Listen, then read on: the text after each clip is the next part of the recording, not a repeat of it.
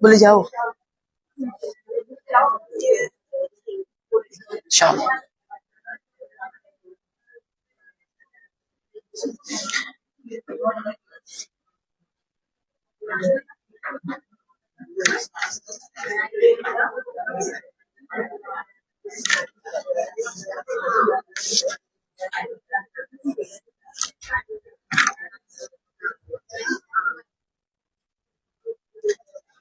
Tes suara coba. Bismillah.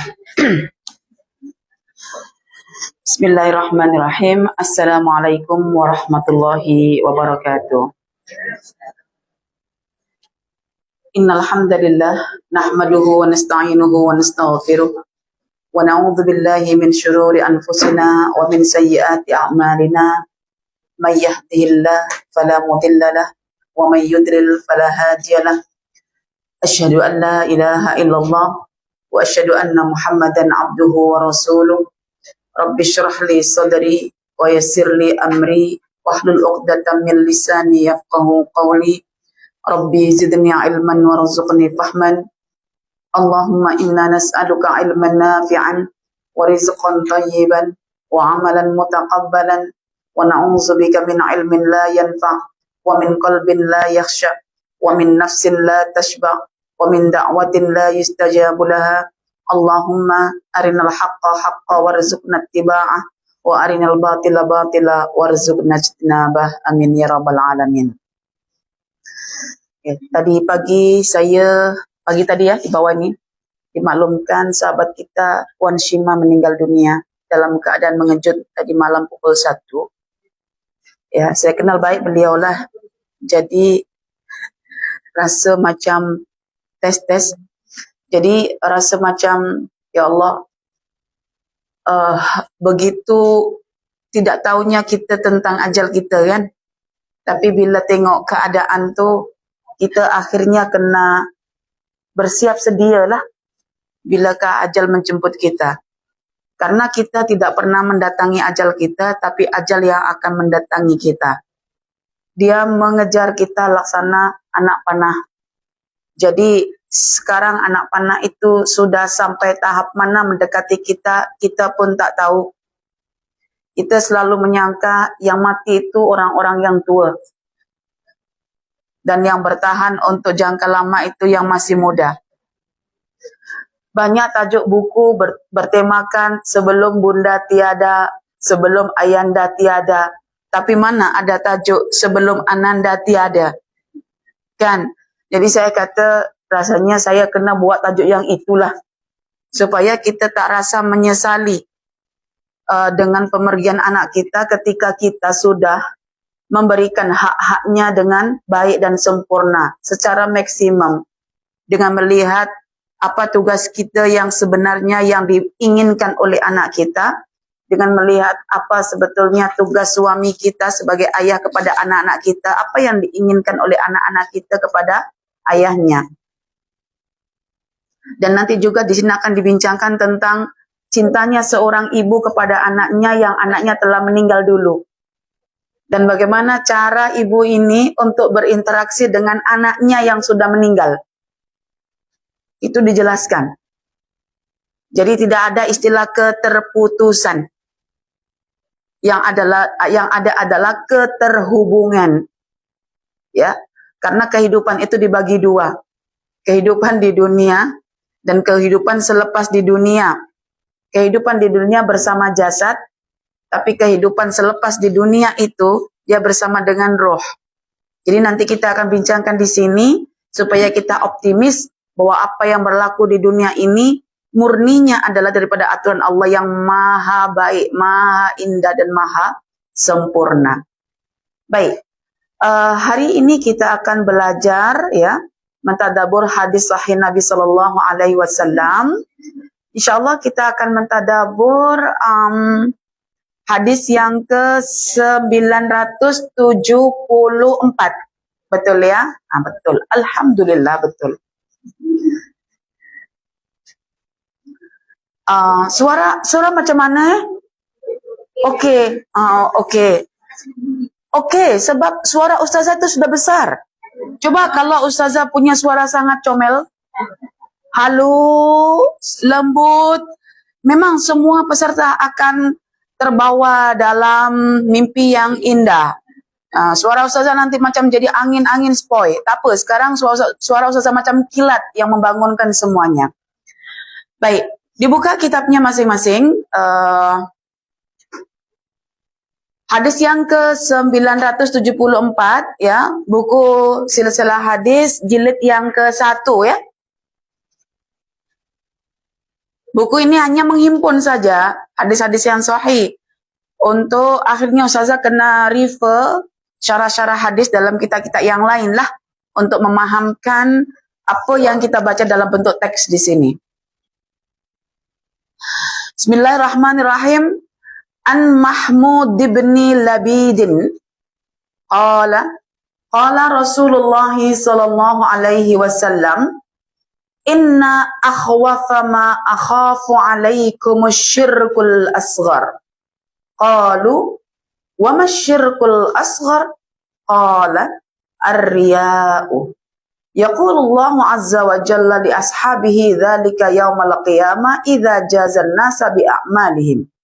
Idhabu ilal ladzina kuntum tura'una fid dunya fanzuru hal tajiduna indahum jazaan. Daripada Mahmud bin Labid, dia telah berkata, bersabdalah Rasulullah sallallahu alaihi wasallam, inna akhwafa ma akhafu alaikum. Sesuatu yang paling aku takutkan di antara yang aku takutkan adalah asyirkul asgharu. Syirik kecil. Syirik yang kecil. So ada syirik besar, kalau ada syirik kecil, mesti ada syirik besar. Ramai orang sudah menjauhi syirik besar, termasuk kita sudah menjauhi syirik yang besar. Namun adakah kita sudah aman daripada syirik kecil? Tak ada orang yang boleh aman dari syirik kecil. Ya, maka kita perlu untuk mengetahui bagaimana cara kita untuk menghindari syirik kecil dan apakah syirik kecil itu? Itulah dijelaskan nanti. Qalu wa masyirkul asghar. Mereka para sahabat bertanya kepada Nabi, lantas apakah yang dimaksudkan dengan syirik kecil itu wahai Nabi? Nabi berkata, ar-riya'u, yaitu mencari perhatian orang ketika melakukan kebaikan. Tagline-nya adalah apa kata Yaqulullahu azza wa jalla li ashabihi dzalika yaumal qiyamah. Allah akan berkata, ya, di situ Allah berfirman, li ashabihi adalah kepada para pelaku syirik kecil. Ya, li ashabihi. Dzalika yaumal qiyamah, tepatnya pada hari kiamat. Idza jazan nasa bi a'malihim, tatkala Allah telah membalasi manusia dengan amal-amal mereka. Apa kata Allah kepada orang yang riya ini? Idhabu ilal ladzina kuntum tura'una fid dunya. Pergilah kalian semua wahai pelaku syirik kecil kepada orang-orang atau manusia yang dulu kalian melakukan perbuatan karena ingin dilihat oleh mereka di dunia. Jadi manusia yang riya diarahkan Allah kepada manusia yang amalan mereka itu ketika di dunia bersandarkan kepada manusia itu.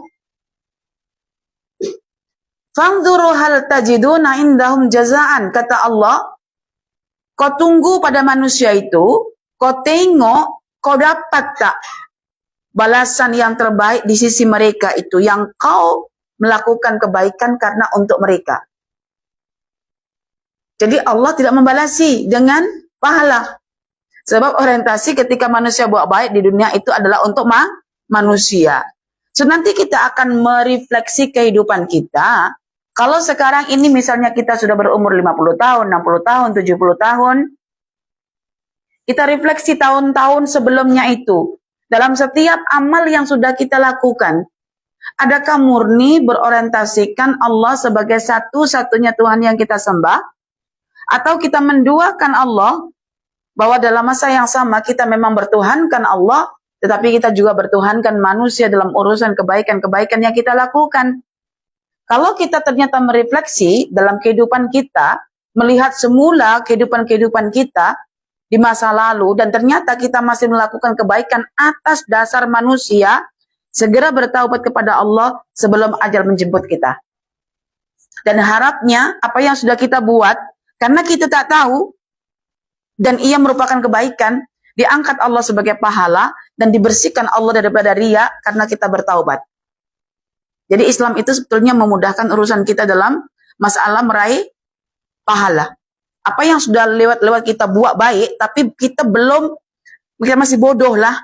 Kita masih istilahnya belum murni dalam mengesahkan Allah. Bila kita sedar karena kita belajar ilmu pengetahuan, kita minta ampun kepada Allah sebaik kita faham apa yang kita pelajari ini. So mudah-mudahan Allah mengangkat semula kebaikan kita yang sebelumnya di-reject oleh Tuhan, tapi akhirnya diangkat balik oleh Tuhan. Karena ada jenis amal yang ketika pelakunya sadar dan meminta ampun kepada Allah dan minta supaya diangkat amal perbuatannya karena sudah beristighfar dan bertaubat, maka akan diangkat oleh Allah sebagai amal soleh. Oke, baik. Dah, macam hilang sendiri bunyinya. Macam takut dengan tauhid. Ya, Alhamdulillah. Oke.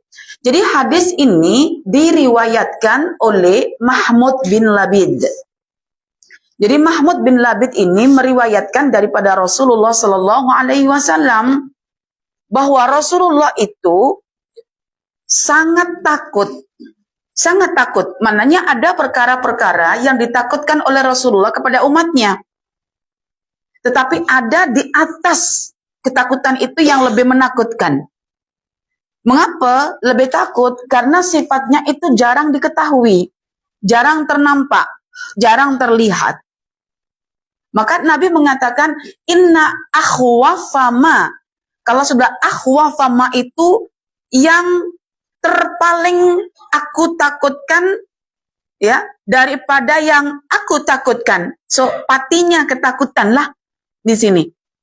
Jadi inna akhwafama akhafu alaikum, ke atas kalian wahai para sahabat. Ya, time itu Nabi berinteraksi dengan umatnya, masa hidupnya ya para sahabat itu. Apakah yang paling ditakutkan Nabi? Asyirkul asghar.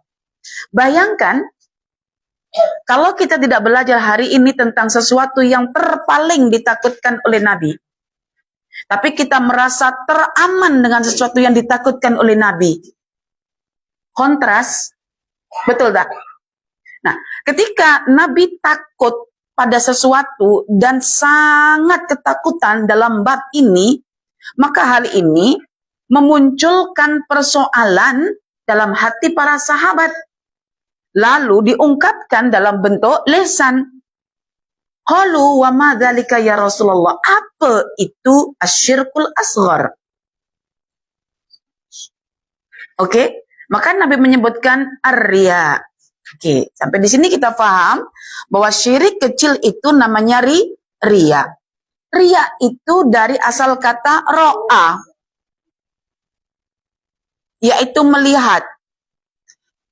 Kalau riya berusaha memamerkan perbuatan baiknya untuk dapat dilihat oleh manusia. Apa tujuan di sebalik pemameran itu? Tujuannya adalah untuk mencari pujian. Adakah kita dicipta oleh Allah untuk mencari pujian manusia ataukah memuji Allah? Riset pola pikir kita. Hidup bukan untuk mendapat pujian manusia, tapi hidup adalah untuk memberikan pujian kepada Allah. Riset pola pikir kita dari sekarang. dalam bab tauhid, kita dicipta oleh Allah bukan untuk memuji diri kita sendiri atau mencari pujian orang lain ke atas diri kita, tetapi untuk memuji Allah. Kenapa?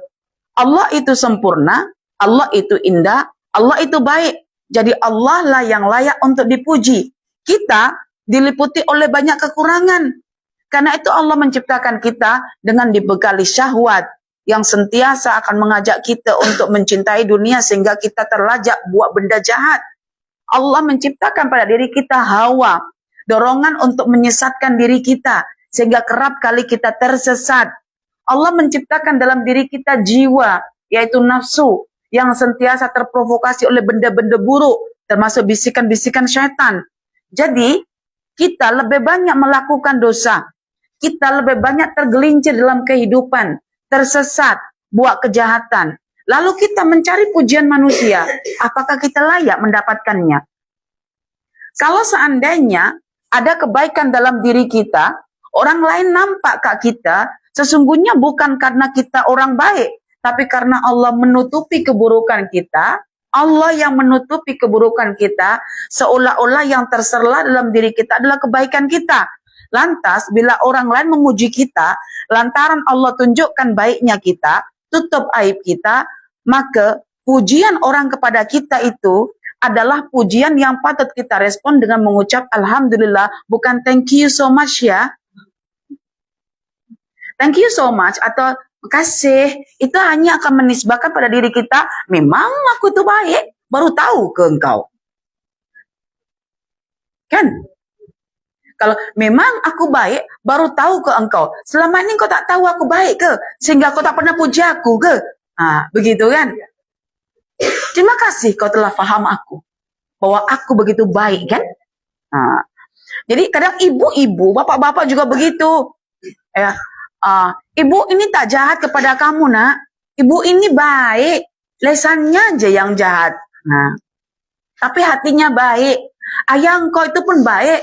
Perbuatannya aja yang garang, tapi hatinya itu baik. Kalau ibu lesannya jahat dianggap baik. Kalau ayah perbuatannya garang dianggap baik.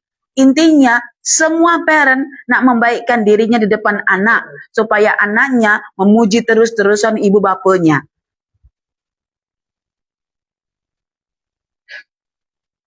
Oke.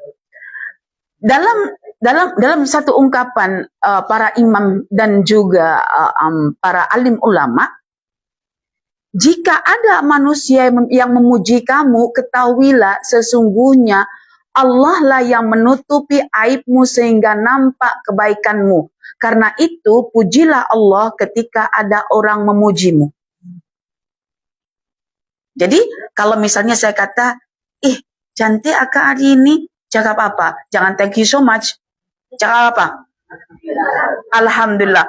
Tapi ketika Alhamdulillah kena faham. Jangan cuma di lesan. Alhamdulillah tuh gini. Alhamdulillah. Ya ke? Itu maknanya tak paham Alhamdulillah itu. Jadi ucap Alhamdulillah dengan kepahaman. Segala puji sudah sepatutnya engkau nisbahkan kepada Allah. Saya tahu engkau memuji aku supaya aku memuji Tuhan yang menutupi aibku di mata kamu. Jadi bukan semakin besar kepala. Jadi kan ada orang gini ya, mengucapkan, pujianmu tidak membuat aku terbang, hinaanmu tidak membuat aku tumbang. Kan? Jadi kita tidak terlalu gila pujian. Kita pula tidak terlalu sedih oleh hinaan. Jadi orang menghina kita karena orang itu nampak aib kita. Lah memang kita ini manusia memang ada aib. So time itu Allah menzahirkan aib kita kepada orang lain supaya kita sadar siapa kita. Tetapi ketika Allah menutupi aib kita karena kita kerap beristighfar kepada Allah supaya aib kita ditutup, so Allah tutup aib kita. Yang diserlahkan itu adalah kebaikan kita. Orang nampak, bab pujian langsung dia nak off-kan suara ustazah nih. Bila orang nampak kebaikan kita lantaran Allah menutupinya, so sama-sama kita faham makna Alhamdulillah bahwa pujian itu bukan menisbah kepada kita. Oh iya, saya memang baik, baru tahu ke engkau. Tidak. tetapi semua ini karena Allah yang menutupi aib kita. Seperti mana Allah telah menutupi dalaman kita dengan daging dan kulit.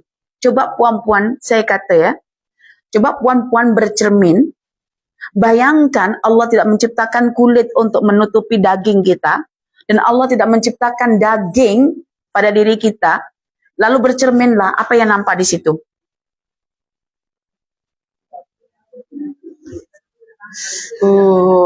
Bukan tulang. Yang kita paham tulang lah. Tapi saluran-saluran merah dengan warna-warninya itu. Dan Anda berjalan seperti itu, dan Anda melihat diri Anda seperti itu. Makanya ketika Anda membaca Al-Quran, bab penciptaan manusia, di hujungnya itu Allah kata, fakasaunal idhama lahma, fatabarakallahu ahsanul khaliqin. Lepas itu Allah menutup manusia itu dengan daging dan juga kulit, sehingga nampak cantiklah manusia itu, maka pujilah Allah dengan mengucapkan, tabarakallahu ahsanul khaliqin. Maha indah, maha baik, maha sempurna, maha berkat Allah yang telah membentuk manusia dengan sebaik-baik bentuk. Maka time kita menghadap cermin, ketika kita berdandan, bersolek, kita disuruh mengucap doa apa? Allahumma kama hassanta khalqi fahassin huluki. Jangan cuma pandai berpos.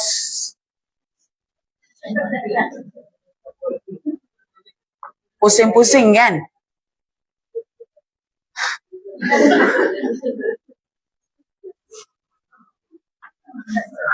Oh, cantiknya aku. Kalau ada orang puji, tak ada orang puji itu buta orangnya itu. Jadi ada gambaran yang Allah tunjukkan dekat luar diri kita, bahwa Allah telah desain kita dengan bentuk rupa, paras wajah, bentuk segala macam yang ada pada diri kita begitu indah. Tampilan luar ini akan menggesa kita untuk memperbaiki dalaman kita. Betul tak?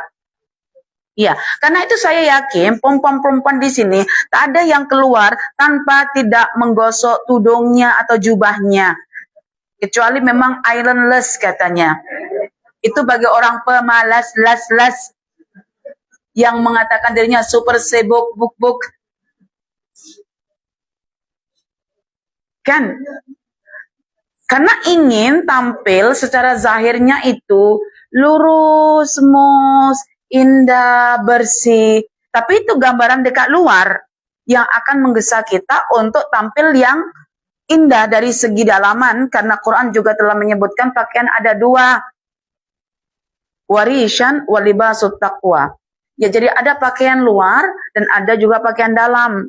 Pakaian luar itu adalah kain yang menutup aurat kita. Pakaian dalam bukan spender. Pakaian dalam itu adalah takwa yang ada pada hati dan juga pada jiwa kita. Ya, takwa hati itu ikhlas, takwa jiwa itu taat. Jadi itu yang perlu kita perhati, bahwa kita adalah makhluk yang diciptakan oleh Allah. Secara dalaman ada potensi untuk menyeleweng sehingga berbuat dosa, maka ada aib ketika itu. Karena ada dosa, ada aib. Maka jangan terlalu gila dengan pujian. Kita kalau gila dengan pujian manusia, hakikatnya kita mengharapkan sesuatu yang tidak boleh terjadi. Maka Omar mengatakan, sahabat yang paling aku cintai adalah sahabat yang menasehatiku karena melihat segala bentuk aibku. Tapi kalau kita ubah, sahabat yang paling kubenci adalah yang sentiasa mengetahui kesalahanku dan mengkritik aku. Kan? Jadi, pola pikir yang sudah terbentuk dengan baik, itu boleh merespon segala sesuatu dengan lapang dada.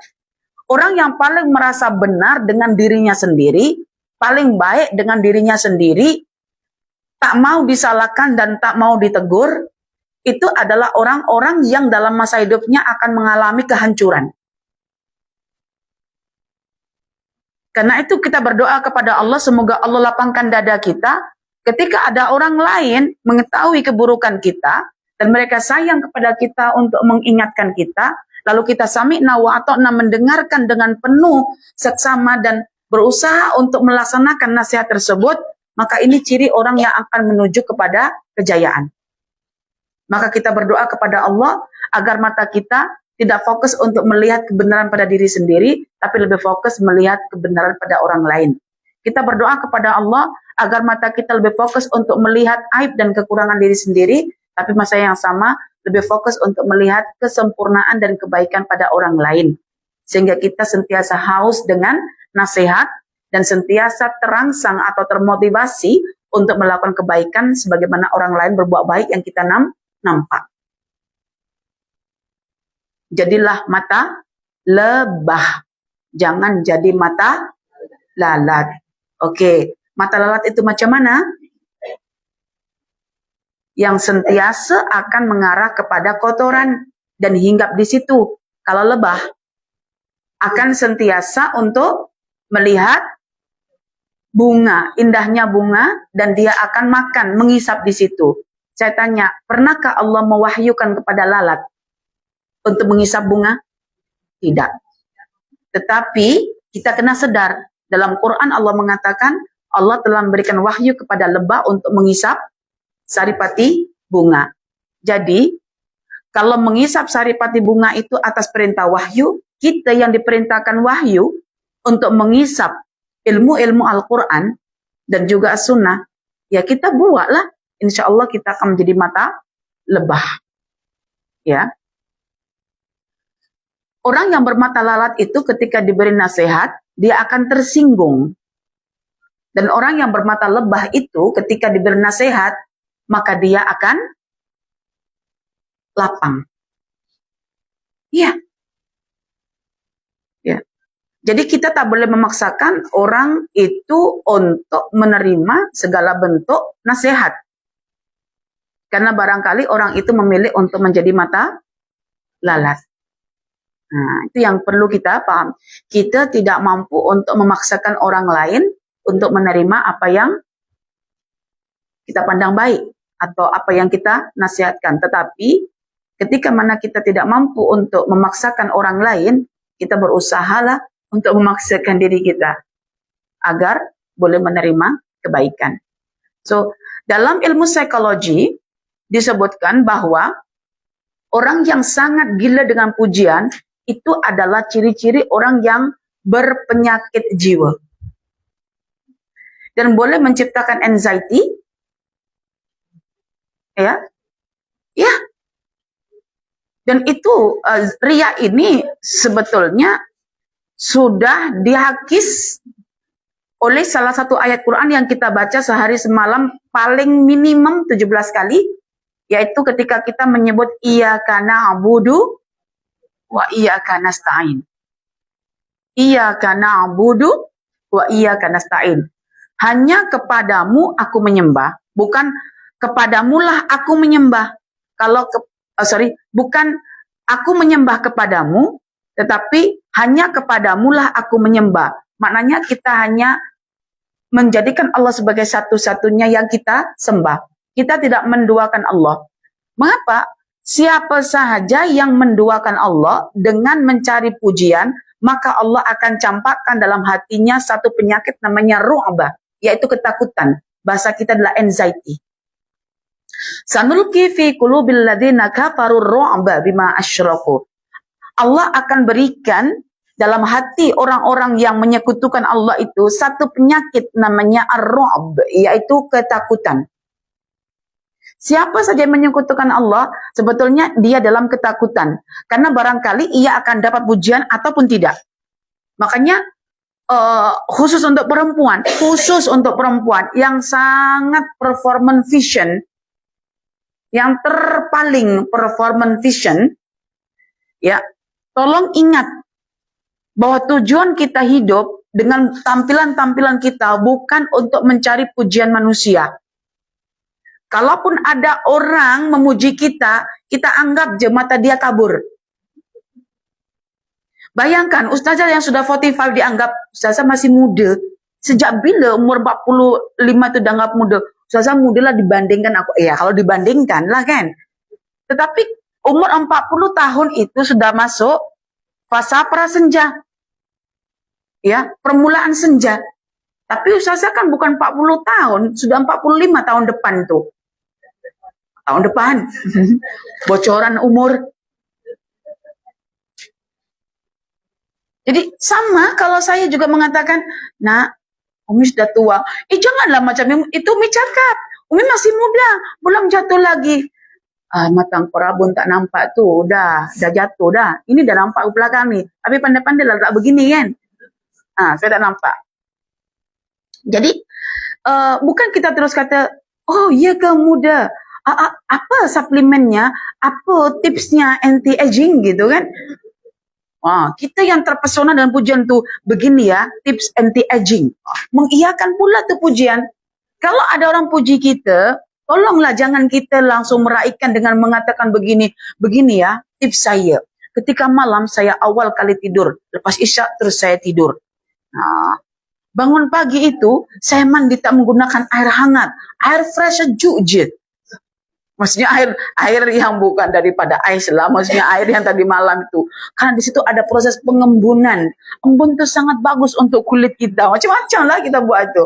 Lepas itu, kalau makan, ya, pastikan kita makan itu, perut kita itu sudah melakukan proses metabolismenya dengan baik. Jangan belum buang air, kita dah sumbat lagi dengan makanan.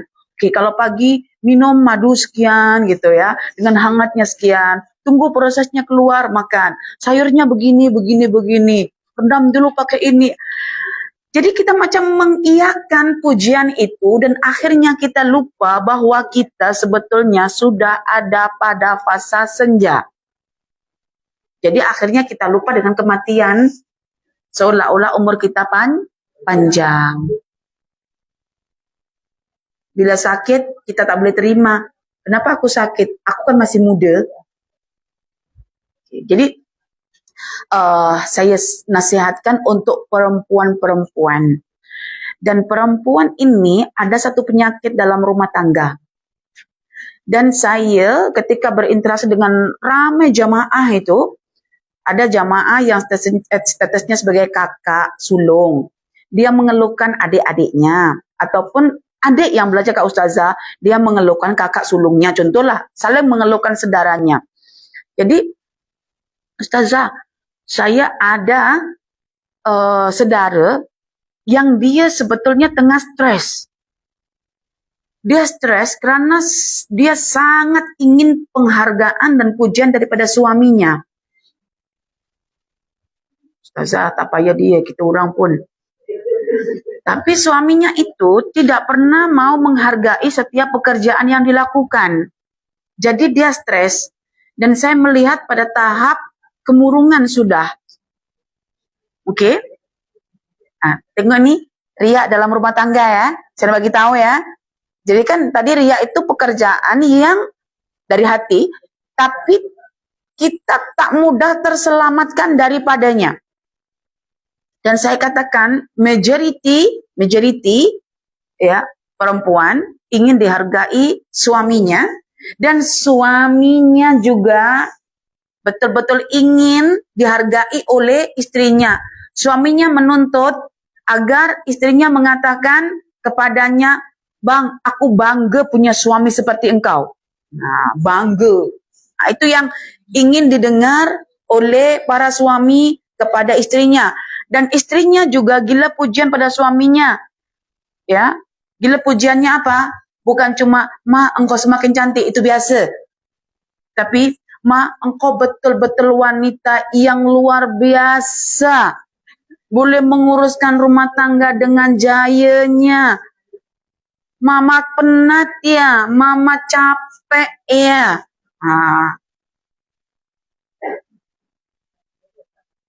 Kata istrinya, "Bukan cuma kau tahu saya capek, saya penat. Apa yang akan kau berikan kepada aku ketika aku penat seperti ini ya?" Dah banyak sangat. Tetapi pada faktanya, nih saya kata pada fakta. So kita kena hidup pada fakta, jangan ilusi. Pada faktanya tidak ramai, maksudnya majority. Tidak kerap, maknanya jarang-jarang terjadi bahwa suami akan memuji pekerjaan istri. Ini fakta. Oke. Jadi ketika ini sebuah fakta, akhirnya mencipta masalah. Masalahnya aku didesain Tuhan untuk gila pujian. Karena aku ada nafsu. Ada hawa, ada was-was, ada macam-macam tuh. Tapi tuntutanku tak dipenuhi oleh Tuhan. Di mana Tuhan sampai saat ini tak menggerakkan lisan suamiku untuk menghargai pekerjaanku. Saya jarang mendapatkan isu dari kaum lelaki yang gila pujian istri. Tapi saya karena sebagai perempuan selalu mendapatkan keluhan istri yang tidak mendapatkan pujian suami. Mengapa? Karena pekerjaan perempuan itu walaupun sedikit tapi konsisten. Sedikit tapi pelbagai. Sedikit tapi perlu ketelitian. Nak sidai kain itu mudah ke? Macam mana mudah? Kita kena cek dulu, ini berhabuk ke belum, kita lap dulu. Baru kita nak letak. Ini kalau jemurannya tidak mencukupi, hangernya jumlahnya berapa? Cukup tak untuk semua masuk dalam tempat itu? Kita nak susun mana-mana yang perlu untuk langsung masuk almari, mana-mana yang perlu dilipat. Kan? Itu perlu pengaturan. Tapi kalau disuruh lelaki tidak mungkin seperti itu jadinya. Jadi kita kan paham. Kecil tapi perlu ketelitian. Kecil tapi perlu kecermatan. Betul tak? Jadi dengan jemuran yang kecil itu ternyata boleh menghimpun semuanya. Ya, boleh menghimpun semuanya. Itu namanya kecerdasan perempuan yang perlukan pujian. Nah, tetapi ketika terjadi pada perempuan, masak selesai, basuh kain selesai, sidak kain selesai, lipat kain tersusun rapi ke almari selesai, mop lantai selesai, susunkan dapur dengan begitu bersihnya selesai, susunkan makanan dengan masakan yang variatif selesai, mandikan anak selesai, hantar anak sekolah selesai, jemput anak sekolah selesai, semua selesai. Tanam-tanaman semuanya hidup, disiram selesai. Kan? Lepas itu, tarik nafas, kepenatan. Kalau tidak beriman, dengan sebenar-benar iman, pastikan harapan pujian. Betul tak? Tidak ada sesuatu yang kita buat percuma itu. Mesti ada imbalannya. Mesti ada habuannya. So, salahnya kita adalah menduakan Tuhan, seolah-olah Tuhan itu tidak melihat kepenatan kita, seolah-olah Tuhan tak bayar kita, seolah-olah Tuhan tidak lipat gandakan pahala kita, yang membuat suami kita bila masuk rumah nyaman dan selesa, yang membuat anak-anak kita masuk rumah nyaman dan selesa, kita tidak melihat Tuhan menyaksikan kita. Dan kita tidak yakin Tuhan akan membalasi kita. Dan kita tidak yakin cara Tuhan melipat gandakan pahala kita adalah dengan merabunkan mata-mata keluarga itu tak nampak perbuatan kita. Jadi saya katakan pada ibu-ibu semuanya, pekerjaan kita dalam rumah tangga terlalu mulia karena itu tidak perlu pujian manusia. Karena itu berkali-kali kita tidak mendapatkannya. Kita hanya menikmati bersihnya tandas. Tidak ada rambut yang sangkut dekat tempat aliran air itu. Tapi kan tidak ada anak kita atau pasangan kita, siapa yang keluarkan rambut-rambut itu daripada tempat saluran air, kan tidak ada. Jadi puan-puan, kita nak tanya, dalam rumah tangga itu sebetulnya kita nak mendapatkan balasan dari Tuhan ke ucapan daripada manusia di sekitar kita. Maka Imam Al-Ghazali mengatakan, ketahuilah jika amal perbuatan kamu yang baik itu tidak mendapatkan sambutan yang baik daripada orang di sekitar kamu, sungguh Allah sedang mengajarkan dua perkara kepadamu. Satu, Allah mengajarkan ikhlas kepadamu. Yang kedua, Allah melipat gandakan perbuatan kamu dari segi pahalanya. Pahala bertambah, ikhlas dapat. Kadang-kadang anak kita akan berkata, ayah tak perasan ke? Mama dah buat semuanya. Tengok papa, tandas bersih, dapur bersih, semua pakaian tersusun rapi. Nah, tetapi si ibu tak perlu disampaikan benda itu. Jadi kalian dah selesai, tahu tempat mengambil pakaian, tahu tersusun semuanya, dah cukup. Orang baik itu orang yang akan mengalirkan manfaat dalam masa yang sama. Dia akan menahan sesuatu yang menyakitkan. Tahan diri untuk tidak menyakiti, dan dalam masa yang sama tetap untuk memberi. Itu namanya pola pikir orang baik. Jadi ketika itu akhirnya ramai ibu-ibu tersedar, ya Ustazah, kami tak perasan benda itu. Sebetulnya Allah mengajarkan kita ikhlas dalam rumah tangga. Bahwa pekerjaan kita terlalu mulia. Terlalu mulia maka tidak perlu pujian manusia. Makanya Allah menghilangkan pujian daripada manusia. Dan Allah menjadikan mata mereka kabur untuk melihat kebaikan kita. Jadi lebih baik Allah menjadikan orang-orang itu kabur dengan perbuatan baik kita. Tapi mencelikkan mata kita untuk melihat sisi baiknya orang. Akhirnya kita akan terangsang untuk buat baik, dan orang lain tak nampak kebaikan kita. Tetapi kita sentiasa mengisap kebaikan orang lain. Kita singgah pada orang itu kebaikannya, apa yang saya tak ada, saya nak contoh. Kita isap lagi pada orang lain itu apa kebaikannya yang saya tak ada, saya contoh. Kita isap lagi. Ya macam lebah, bertukar-tukar bunga. Bukan cuma satu jenis bunga yang akan dia isap. Ini namanya madu liar. Ya, bukan madu tiga, madu liar. Jadi madu liar itu madu yang dihasilkan oleh serangga namanya lebah, yang ia tidak hanya mengisap satu jenis bunga, tapi dia akan mengisap berbagai jenis bunga. Dan sifat madu liar itu, jangkaan lebah itu untuk mencari bunga-bunga yang diisap itu jauh. Sehingga dia kadang meninggalkan gunung-gunung tempat tinggalnya, pokok-pokok tempat tinggalnya, atau rumah-rumah tempat tinggalnya. So dia pergi jauh, dan dia akan patah balik lagi untuk meletakkan isapan saripati bunga itu dalam bentuk madu. Dan ketika campur semuanya nutrisi itu jadi obat yang sangat mujarab untuk tubuh badan kita. Bayangkanlah kalau kita baca Al-Quran, untuk kesembuhan hati dan jiwa kita, itu bergantung kepada 30 juzuk kan? Bukan satu ayat sahaja. Kadang-kadang kita dalam kehidupan, satu ayat yang kita pelajari boleh tackle jiwa kita, itu kan ada masalah lagi, belum tentu ayat itu boleh tackle jiwa kita. Kan? So kita perlu lagi ayat yang lain. So saya tanya puan-puan, seumur hidup dah berapa banyak ayat puan-puan mengisap itu daripada pelbagai jenis ustadz dan ustazah? Kalau hanya mencukupkan satu ayat, dah balik pulang ke rumah, dah selesai dah.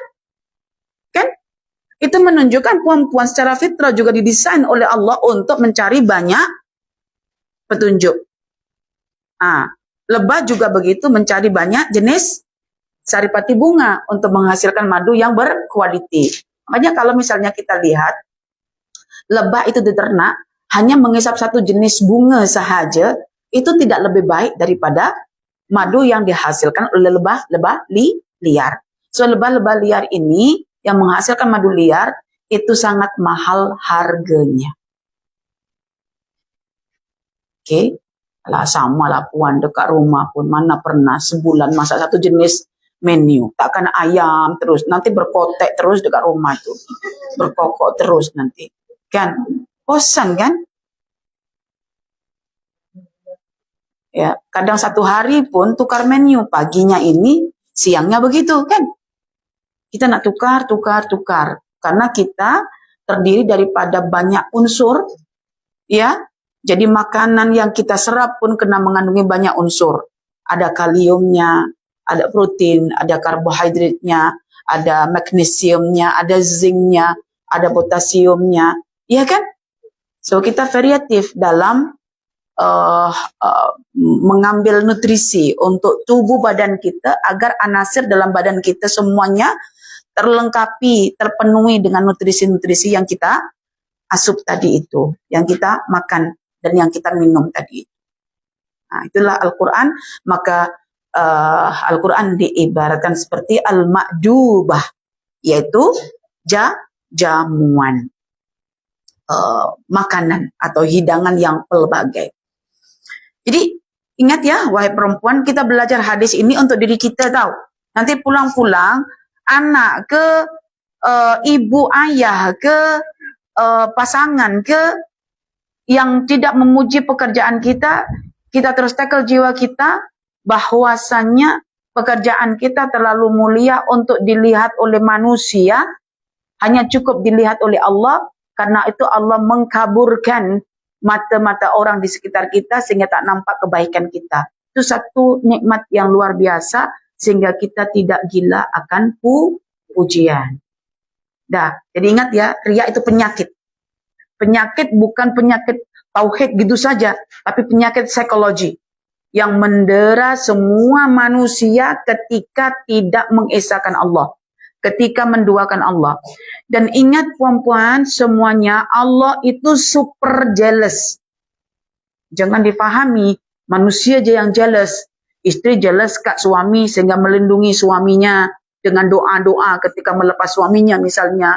Bukan cuma suami yang jealous dengan istri sehingga istri diperhatikan tampilannya ini mengundang hasrat lelaki apa tidak, dijaga, didoakan betul-betul. Tidak. Tetapi yang terpaling jealous adalah Allah. Jealousnya Allah itu ketika manusia meletakkan Allah dalam hatinya, tapi dalam masa yang sama juga meletakkan selain Allah dalam hatinya, maka Allah coba melindungi hati manusia ini dengan mengenepikan sesuatu yang selain Allah ini di dalam hati. Jadi ada satu ungkapan begini, jika ada sesuatu pada dirimu yang kamu suka dan diambil oleh Allah, ditarik oleh Allah sehingga kamu kehilangan, itu tandanya kamu telah meletakkan sesuatu itu dalam hatimu, bukan dalam genggaman tangan. Sekali lagi, jika ada, tulis. Jika ada sesuatu yang kamu cintai, diambil oleh Allah sehingga kamu kehilangan, diambil oleh Allah sehingga kamu kehilangannya,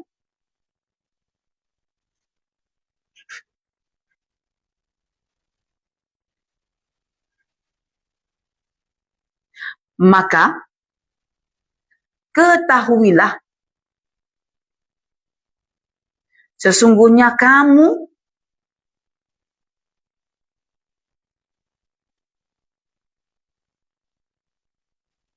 telah meletakkannya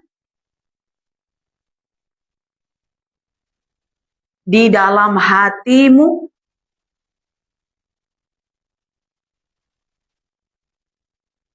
bukan dalam genggaman tanganmu.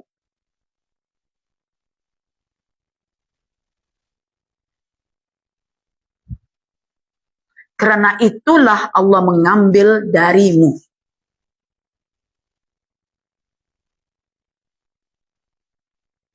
Karena itulah Allah mengambilnya darimu. Jadi dengan ungkapan ini kita senang merefleksi. Dan kita kena sadar ketika merefleksi itu, bahwa ketika kita sudah meletakkan dunia dalam hati kita, contohnya, bukan dalam genggaman kita, dunia itu pasti akan diambil oleh Allah. Akan diambil oleh Allah. Dan kita tahu hikmahnya, kenapa Allah mengambilnya, untuk melindungi hati kita. Untuk melindungi hati kita. Karena Allah tidak mau diduakan. Seperti mana perempuan tidak pernah mau dimadukan. Ada sebetulnya perempuan ingin dimadu, tak ada. Ada. Dan jangan cuma pandai perempuan tak nak dimadu, tapi selalu memadukan Tuhan dalam hati.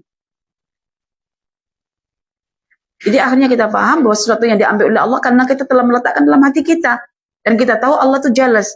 Nak melindungi diri kita. Dia tak nak dirinya diduakan. Karena itu kalau manusia misalnya sudah menyekutukan Allah, akan bahaya nanti di akhirat. Bahayanya akan kita lihat pada hadis ini di bagian bawah.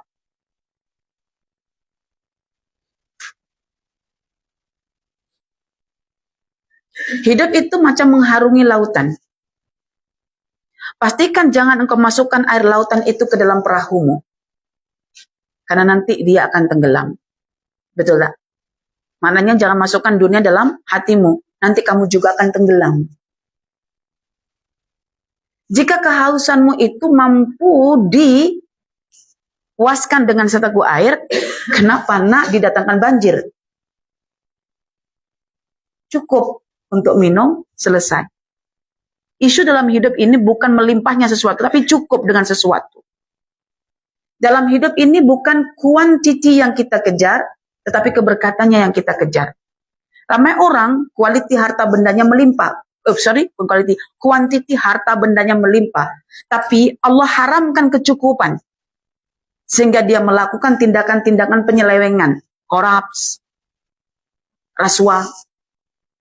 Tetapi ketika orang itu memiliki harta benda dengan kuantiti yang sedikit, tetapi Allah cukupkan, maka dia melebihi stylenya orang kaya. Bahwa dia tak perlu dengan yang lain, karena dia dari cukupkan oleh Allah dengan hartanya itu. Jadi hidup itu kan yang penting cukup dan puas dengan kecukupan itu. Bukan banyak, tapi tak puas dan tak rasa cukup. Kan? Nah, Quran ajarkan benda macam itu. Quran ajarkan benda macam itu. Jadi sahabat-sahabat sekalian, ada satu pemerincian tentang riya sebetulnya. Tapi saya nak bagi tahu lah ya. Ini saya bagi tahu. Jika kamu buat baik karena manusia, itu syirik. Jika kamu buat baik karena manusia, itu namanya syirik. Jika kamu tinggalkan keburukan karena manusia, itu baru riya.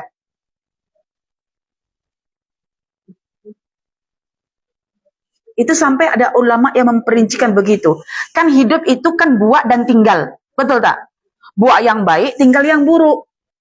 Kalau buat yang baik karena manusia, itu namanya syirik. Kalau tinggal buruk karena manusia, itu namanya riya. Buat baik karena manusia untuk harapkan pujian. Tinggalkan buruk karena manusia, nak hindarkan celaan. Betul tak? Dalam hidup ada dua. Nak dapat pujian, nak hindari celaan. Makanya prinsip kita kan, dipuji tidak terbang, dicela tidak tumbang. Ya?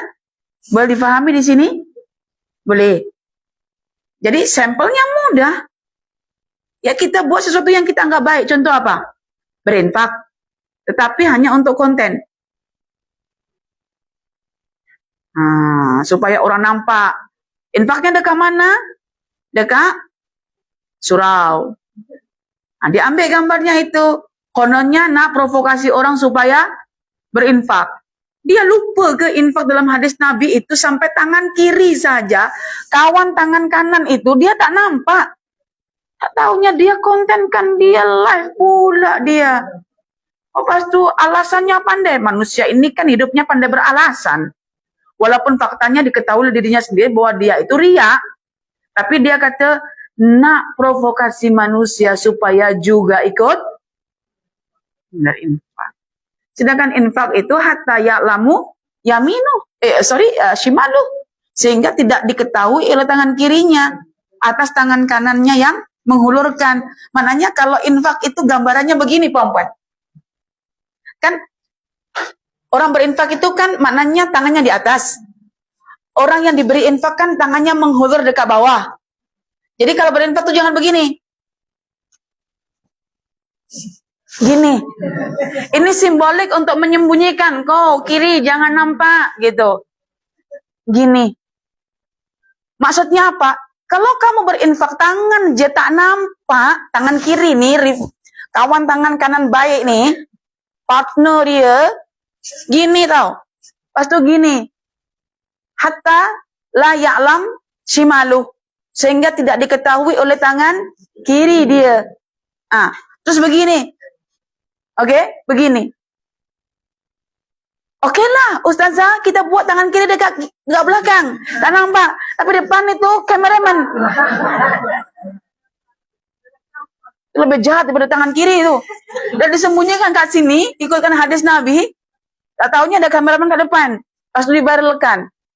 Memviralkan orang susah dengan pemberian kita, itu adalah menyakitkan. Saya bagi tahu. Benda baik itu disorokkan supaya tidak ada ujian. Makanya kita selalu bersangka baik ke orang. Walaupun kita nampak buruknya, kita disuruh sangka baik. Jangan-jangan ada kebaikan yang dia sembunyikan yang kita tak tahu. Ya?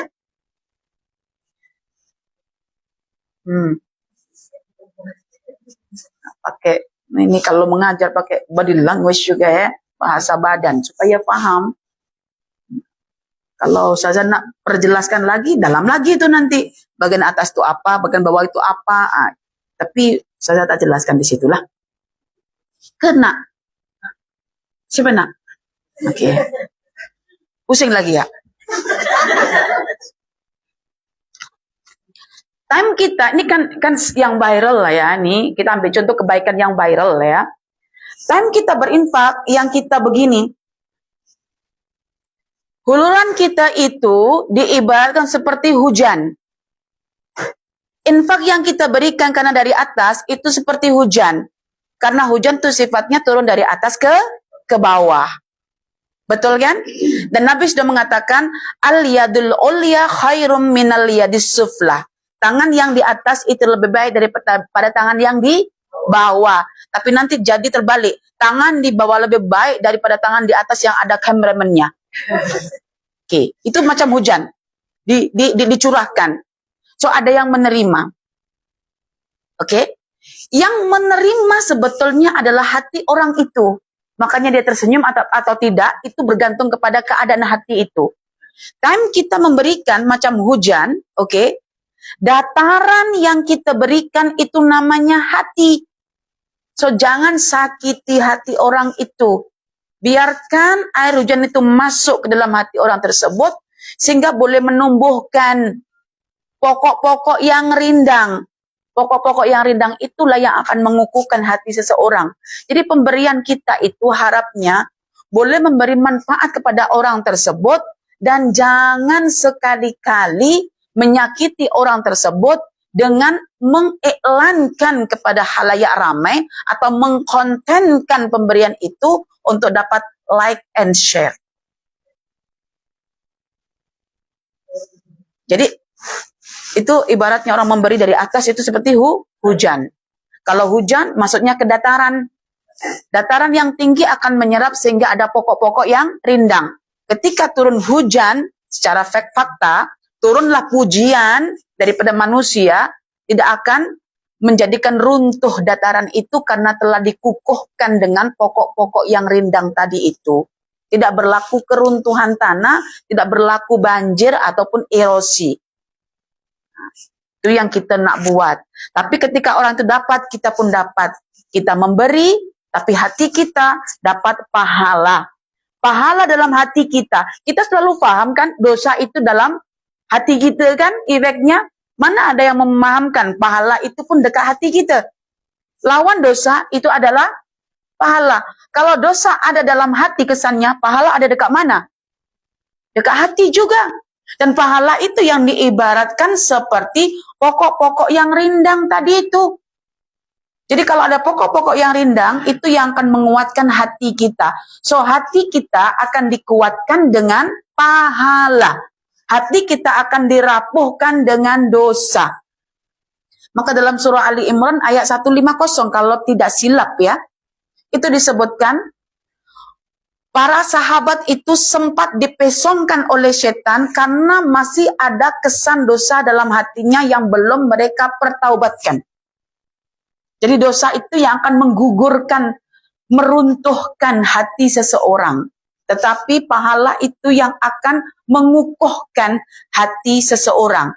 Ibaratnya adalah dataran tinggi yang di situ masih ada pokok-pokok hutan yang kuat dan kukuh yang boleh menyerap air hujan. Sehingga tidak berlaku keruntuhan tanah ataupun banjir. Yang sekarang ini gambarannya.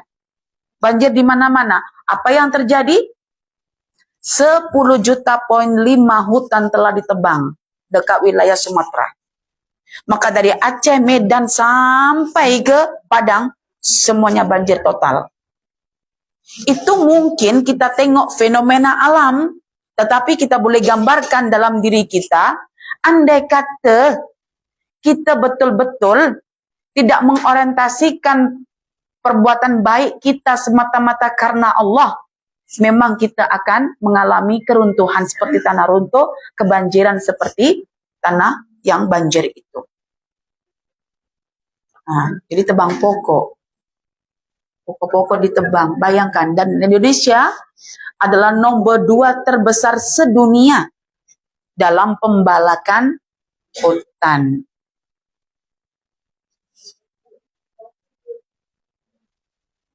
Permasalahannya, satu, mereka tidak tahu tentang ekologi, ilmu yang berkaitan tentang alam, persekitaran.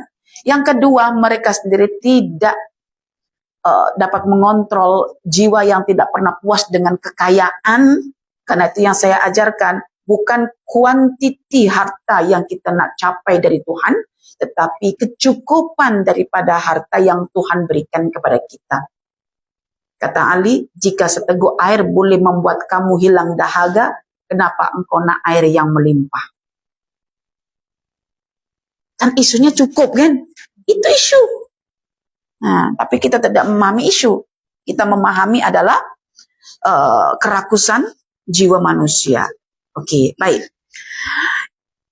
Sekarang ketika kita bincang riak dekat dunia, itu contoh baik tadi ya. Contoh buruknya apa? Contoh buruknya kan buat baik karena manusia itu kan syirik. Tinggalkan buruk karena manusia itu riak. Coba sekarang kita contohkan perbuatan buruk mana yang kita hindari demi karena manusia. Contoh.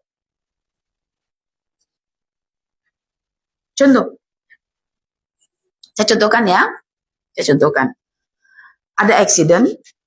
Di situ ada seorang dokter yang melihat accident itu dicampur dengan masyarakat di sekitarnya.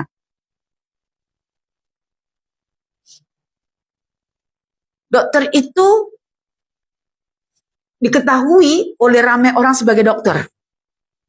Kalau dia tak tolong, maka dia akan dicela. Nah, akhirnya dia tinggalkan celaan itu, bukan untuk mencari pujian. Dia tinggalkan celaan itu. Dia tinggalkan celaan itu dengan cara akhirnya menolong. Dia tinggalkan keburukan, yaitu mengabaikan. Dia tinggalkan. Aku tak nak tinggalkan pesakit ini dalam keadaan cedera, sedangkan orang lain tahu saya seorang dokter nih. Nanti apa kata orang, pasti dia akan mencela saya. Baik, aku selamatkan dia lah. Dokter seperti ini dapat pahala ke dosa. Kalau isu humanity dapat pahala lah tu. Tapi kalau isu tauhid,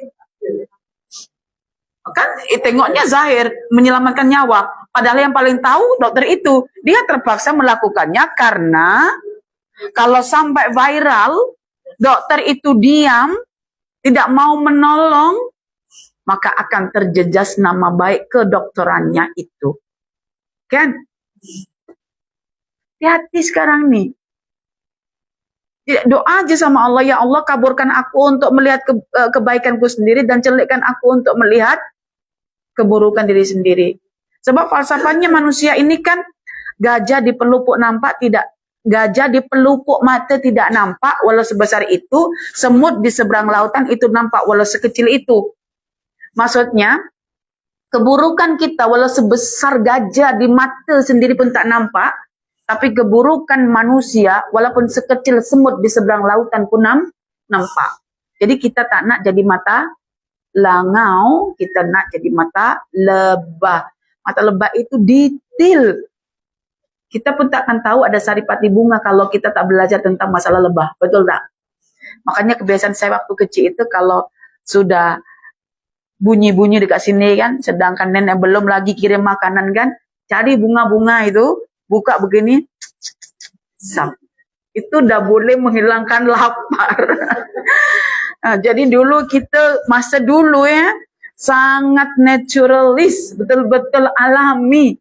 Ya, tak ada makanan, ada kacang panjang, belah saja, ambil je, makan sambil bunyinya itu terdengar crunchy itu ya dekat telinga. Ada terung yang hijau besar itu. Kita makan je. Ada mentimun ke. Memang kita belasa dekat kebun itu, dekat ladang itu kan campur-campur, ada sawah padi, ada ladang, ada kebun gitu kan. Itu sambil kita menunggu. Saya dari kecil selalu memahami bahwa hidup itu adalah menunggu proses. Karena itu misalnya saya ada maksudnya udah biasa kelaparan pagi itu, kan ada pokok ya namanya pokok cari kampung. Tahu cari kampung kan? Apa namanya kalau di sini? Cari juga. Cari kampung itu. Kan setiap hari mesti saya panjat pokok itu. Dan tidak mungkin akan sentiasa berbuah matang ketika itu. Jadi saya tunggu. Dalam 3 hari mesti akan ada yang merah. Karena yang panjat pokok itu bukan saya seorang. Orang lain juga. Gitu. Jadi saya memahami bahwa cari yang saya makan hari ini misalnya. Bukanlah tumbuh seketika hari itu. Tetapi prosesnya semalamnya lagi. Nah, itu sudah belajar tentang pola alam melalui perubahan fasa sehingga ada kesabaran dalam menanti buah ceri. Kalau anak kita hari ini, kenapa tidak merah? Tak paham tentang pola alam. So, guru-guru sains kena ajar itu kepada para muridnya. Belajar, beratur, menunggu keadaan berubah. Oke, jadi saya bawa sekarang satu pengetahuan baru supaya kita menghindari sesuatu yang ditakutkan Nabi ini, yaitu riya. Oke? Yaqulullahu li ashabihi dzalika yaumal qiyamah. Nanti di hari akhirat Allah Subhanahu wa taala akan berkata-kata kepada pelaku riya. Tepatnya pada ketika Allah sedang melakukan pembalasan amal. Ada amal yang terus Allah balasi langsung karena amal itu diorientasikan kepada Allah direct. Contoh puasa. Puasa itu amalan yang paling mulia. Hanya Allah yang membalasi. Tetapi puasa sudah tercemar dengan isu lain. Mencari pujian manusia supaya menjadi wanita kutilang. Kurus, tinggi, langsing. Oke. Itu juga nanti hilang itu pahalanya di akhirat. Di saat manusia sangat kan perlu pahala, tetapi Allah tidak membalasinya. Karena Allah tahu orientasi orang beramal ini bukan karena Allah semata, tapi Allah diduakan dengan manusia.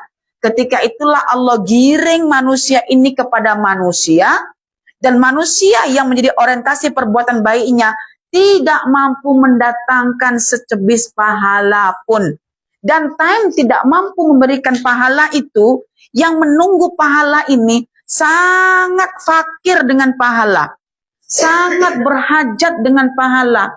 Yang tanpa pahala itu barangkali dia pasti akan masuk neraka. Dan keperluan pahala itu digambarkan dalam Al-Quran seperti keadaan seorang lelaki yang sudah uzur dalam umur 70-80 tahun. Dia masih punya anak keturunan yang kecil-kecil karena suka kawin muda. Oke. Dan anak kecil ini, yang kecil-kecil ini lemah sangat dan bergantung kepada ayahnya yang sudah uzur. Ayahnya hanya memiliki aset ya, yang namanya atau memiliki satu aset lah, income dia yang dia harapkan untuk boleh menyantuni anak-anaknya yang masih kecil itu. Side income-nya itu digambarkan dalam Al-Quran seperti bentuk perkebunan yang akan sentiasa menuai hasil kebunnya dan mendapatkan harta kekayaan dari kepada kebunnya itu untuk diberikan kepada anak-anaknya yang masih kecil. Tetapi Allah datangkan di malam hari api yang membakar seluruh perkebunannya itu. Lalu apa yang terjadi? Lelaki yang tua uzur ini tidak memiliki side income langsung, muflis, tapi anak-anak kecilnya menuntut dirinya. Ini gambaran manusia yang sangat-sangat berhajat dengan pahala ketika di akhirat.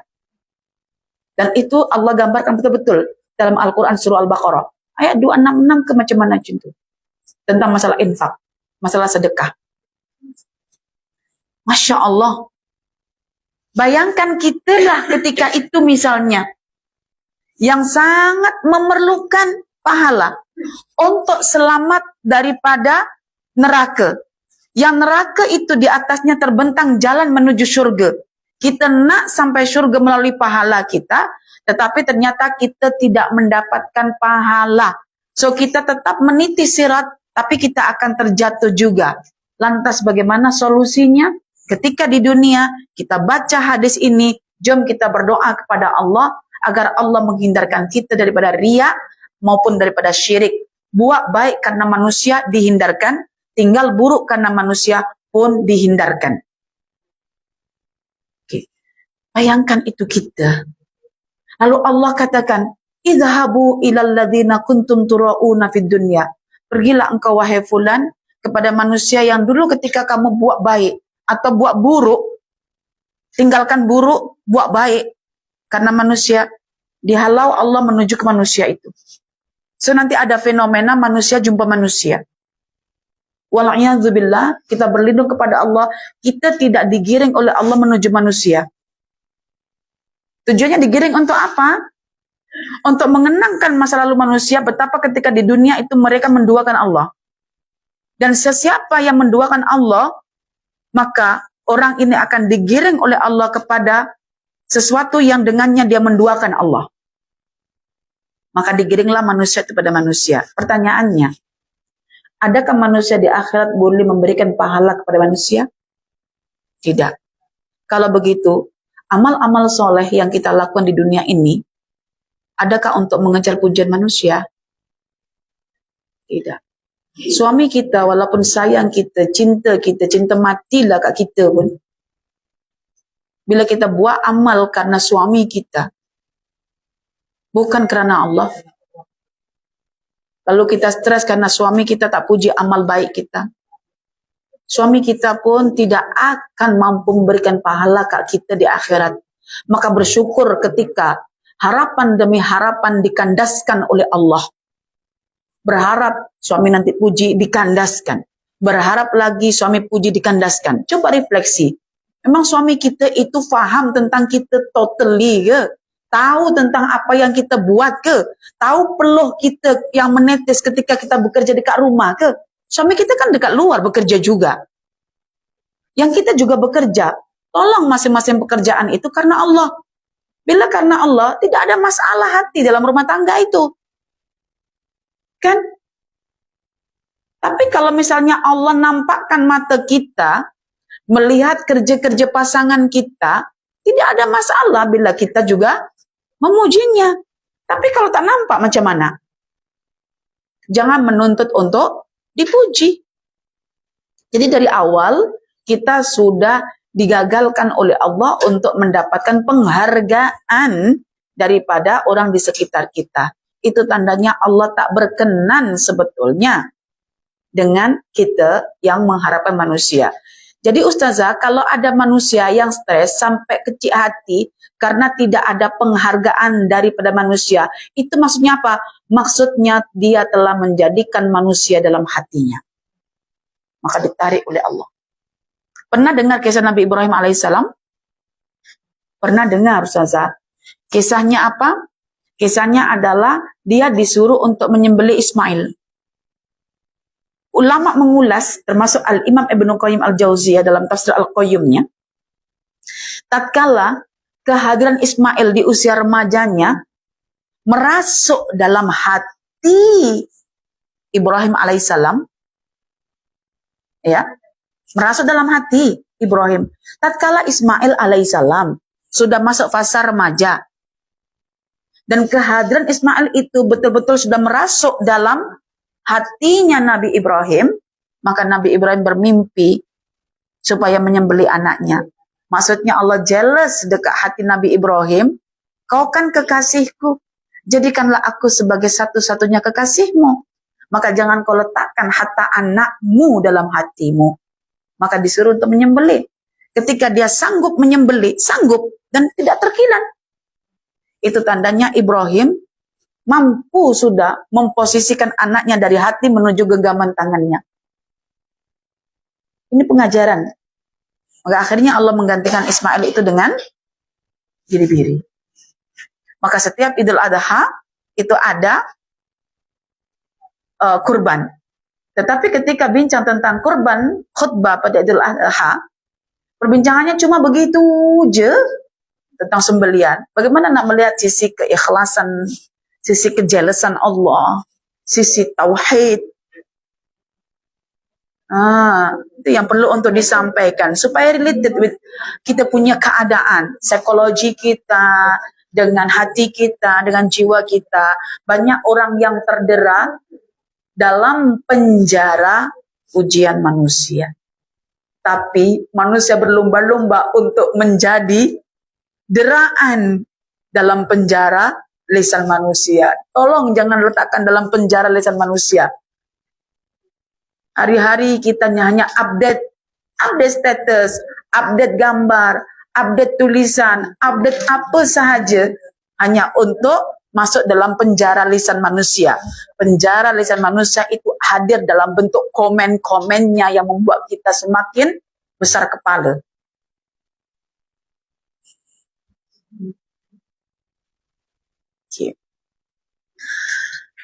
Fanduru hal tajiduna indahum jazaan. Coba tengok, apakah engkau wahai manusia mendapatkan balasan di sisi mereka? Balasan itu cuma milik Allah. Yang berkuasa menghadirkan pahala cuma Allah. Yang membantu melorongkan kita meniti sirat dekat akhirat itu cuma Allah. Yang menyediakan surga itu cuma Allah. Semuanya Allah dan semuanya daripada Allah. Daripada Allah kita berasal, kepada Allah jua kita kembali. Dengan Allah kita boleh meniti jalan. Dengan kekuatan Allah lah yang kita perlukan. So kenapa kita nak berfikir lagi tentang manusia? Maka selepas ini berdoa. Mohon kepada Allah. Di atas ilmu yang sudah kita tahu ini. Ya Allah, ya Tuhanku. Jauhkanlah hatiku daripada sifat riya ini. Baca dan ulang-ulang semula pengakuan kita kepada Allah. Iyyaka na'budu wa iyyaka nasta'in. Berdoa agar kita mampu meraih cinta Allah. Kalau kita sudah mencintai Allah, pasti kita hanya meletakkan Allah dalam hati kita. Wallahu a'lam. Ada soalan? Ya saya.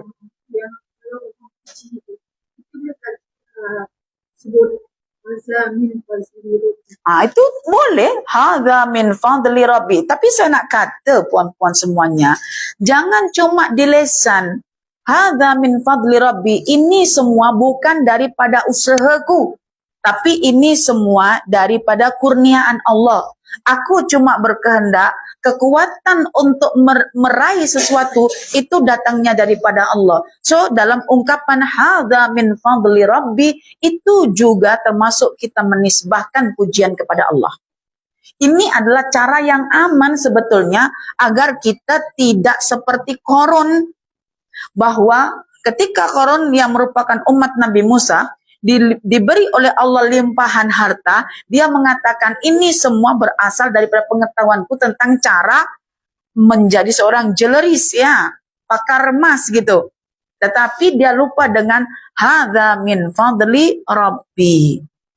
Ya, boleh hadza min fadli rabbi.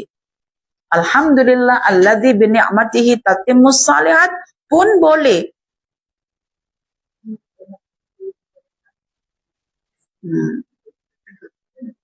Oke? Nah, baik. Ada lagi soalan? Ya, saya.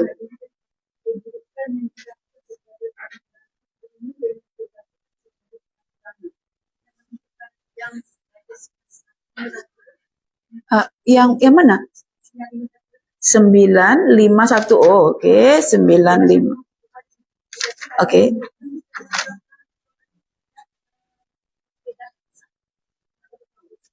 Uh, 951 bunyinya tentang Ausini tuh. Oh, iringilah keburukan dengan kebaikan. Dikata macam mana? Oke, begini ya. Dalam hadis 951 itu kan wal alaniyatu bil alaniyah. Kan itu kan disuruh untuk mempersiapkan persediaan sebelum ajal menjemput ya. Ausini u'budillah ka'annaka tarah. Kita disuruh ihsan kepada Allah, menyembah Allah seolah kita melihatnya. Wa'dud nafsaka fil mauta, buat persediaan sebelum mati. Wadzukurullaha inda kulli hajarin, sentiasa ingat Allah. Wa fi kulli syajarin, dalam susah payah ingat Allah. Wa idza amilta sayyi'a, oke di sini. Dan apabila engkau buat keburukan, fa'mal bijan biha hasanah. Maksudnya, kalau kita sudah terlacak melakukan keburukan, kita kena hadirkan pemadamnya, yaitu kebaikan. Karena kebaikan itu sentiasa akan mengiringi keburukan sebagai pemadamnya. Seperti kalau kita desain pensel, itu kan kalau kita menulis, di atasnya ada pemadamnya. Mananya ketika silap, pemadam akan padamkan. Itu pun sudah dibuat dalam bentuk fisikal ya. Bahwa setiap orang menulis itu, jawaban kalau salah dipadam. Supaya dia boleh menuliskan benda yang benar. So, kebaikan kena mengiringi keburukan, supaya kebaikan itu boleh padamkan dosa keburukan yang telah dilakukan. Asirru bisirri, jika buah baik secara rahasia, jika buah keburukan jika buat buruk yang dilakukan secara rahasia, coba iringi juga kebaikan yang dilakukan secara rahasia. Jadi ikut sifatnya. Jika kita buat buruk secara terang-terangan, ya kita kena tunjukkan kebaikan secara terang-terangan. Misalnya ya, kalau yang terang-terangan, kita buat buruk terang-terangan dengan ya, susah ya beri contoh buruk itu ya, tapi kita doa awal iyadzubillah lah ya. Misalnya, kalau berzina itu terang-terangan, ya kita tunjukkan nikah itu terang-terangan, tapi bukan berhubungan dengan suami istri terang-terangan, bukan. Maksudnya, ketika orang melakukan perzinaan bukan atas dasar perkawinan, itu terang-terangan gitu. Makanya ada istihar perkawinan yang diterang-terangkan melalui walimatul urus dan lain sebagainya. Diiringi dengan benda yang terang. Kalau misalnya kita melakukan keburukan rahasia, contoh riya tadi, mencari pujian karena manusia, secara rahasia kan, rahasia. Jadi saya buat ini karena manusia begitu. So kita kena buat baik, contoh dengan sholat di waktu malam hari, yang orang tak nampak. Jadi dia macam kena diseimbangkan perbuatan itu. Kita pernah mencela orang di depan publik sampai terjejas. So kita kena puji dia di depan publik untuk memperbaiki nama dia. Nah, dia macam itu tahu. Tapi kalau kita bukan pemuji orang, ya buat apa kita bukan pencela orang di depan halayak ramai, ya buat apa kita puji orang di depan halayak ramai, kan? Nah, jadi kita kena melakukan benda yang sama. Misalnya dulu kita misalnya di depan ramai orang menekan dia, secara pertabatannya adalah di depan orang juga kita tunjukkan bahwa kita tidak menekan dia. Nah, supaya image prestasi orang ini terjaga secara aman. Tapi kalau benda itu buat rahasia, karena kita rahasiakan, ya kita akan follow up dengan amal baik yang sifatnya rahasia. Oke, baik. Terima kasih semuanya. InsyaAllah kita akan jumpa lagi pada hari Khamis. So, pada hari Khamis kita akan belajar tentang risalah qalbu. Dan saya dimaklumkan oleh admin Rami. So, Rami sedang adakan promotion buku yang Ustazah tulis. Jadi semuanya buku yang tebal-tebal itu ada diskon dalam 10%. Jadi siapa yang nak beli buku-buku Ustazah, boleh terus ke Bangi Gateway. Tempat Raubah Al-Mikyas adalah di situ. Okay. Itu saja yang saya boleh sampaikan. Kita jumpa lagi di lain masa. Aku qauli hadza wa astaghfirullah li wa lakum. Subhanakallahumma wa bihamdika asyhadu an la ilaha illa anta astaghfiruka wa atubu ilaik. Walhamdulillahirabbil alamin. Wassalamualaikum warahmatullahi wabarakatuh.